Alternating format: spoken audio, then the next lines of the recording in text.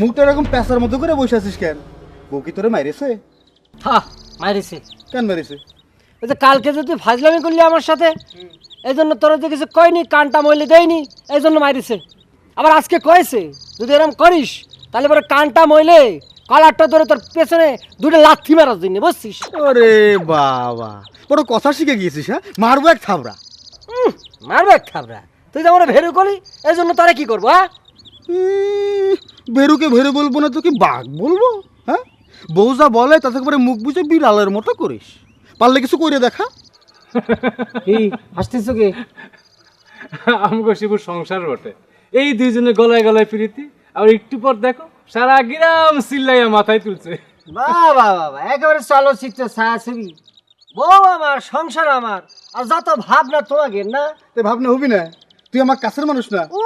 কাছের মানুষ চেনা আছে, কেমন কাছের মানুষ?